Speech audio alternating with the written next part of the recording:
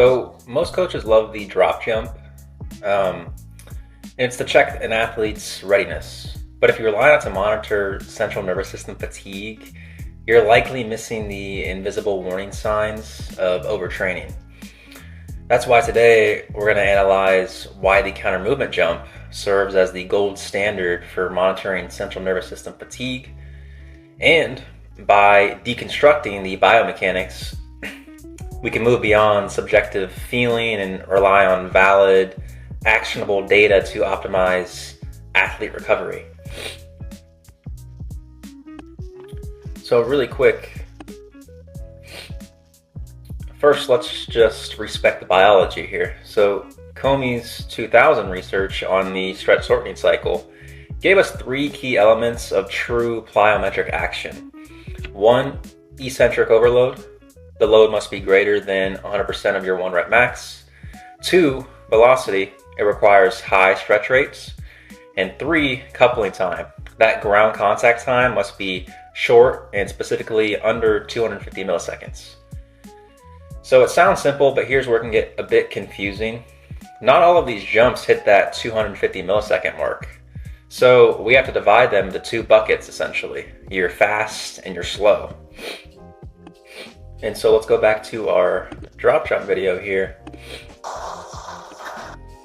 Get the sound off. So the drop jump, it's a fast plyo. So ground contact time is under 250 milliseconds. And this tests reaction time and muscle tendon stiffness. And it's going to measure how efficiently your athlete acts like a spring. But for a fatigue monitor, it's a trap. Since it relies on peripheral stiffness, an athlete can be systematically drained, but still have those stiff ankles when doing these kinds of exercises.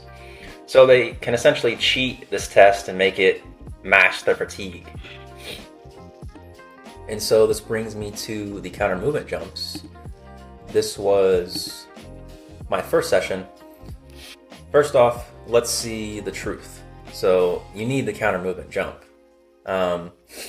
This is a slow plyometric. Contact is above 250 milliseconds, and it's not about stiffness. It's about power and neural drive.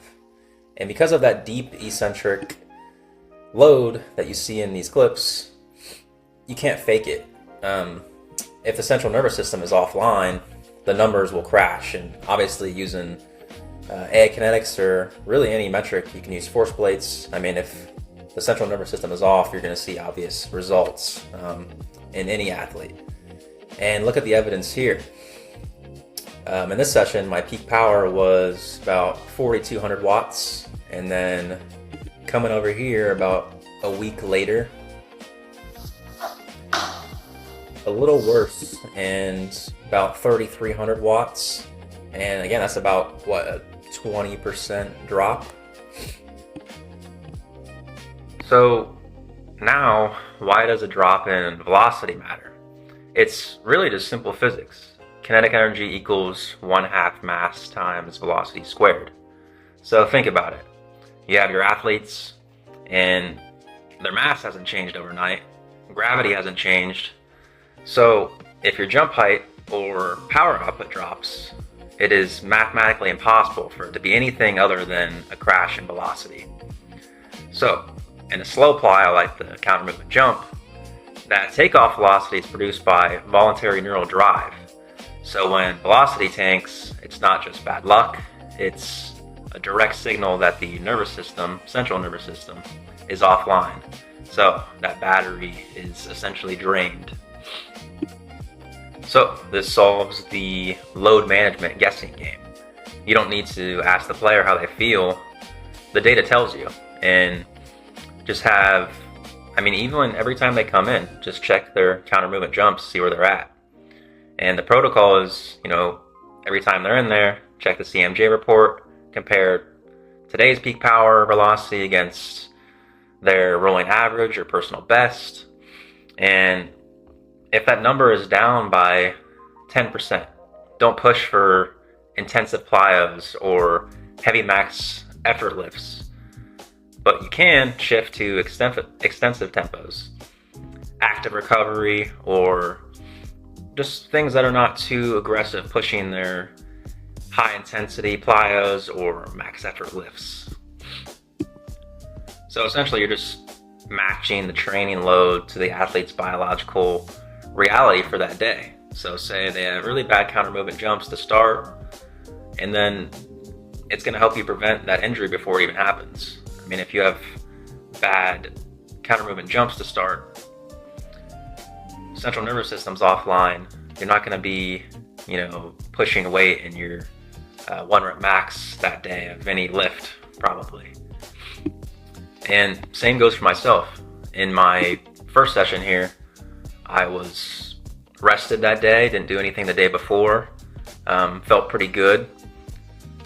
And then over here, I actually ran this day and then decided to jump, and my RSI is pretty embarrassing low. So you can see, I mean, you're gonna be tired after, intense, high intensity training, and the CMJ results are gonna show, they're not gonna lie to you.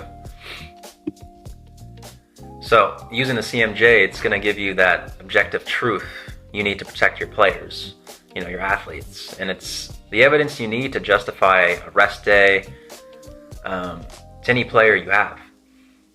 And that's really it for the central nervous system monitoring. In the next video, I'm going to be switching gears to endurance. So we'll be covering my other topic, the science of bounce. And right here, I'll show you how to use the center of mass to fix your heavy runners. So we'll do gait analysis and avoid shin splints, stuff like that. So if you are watching these videos, thank you for your support, and I'll see you next time. Thanks.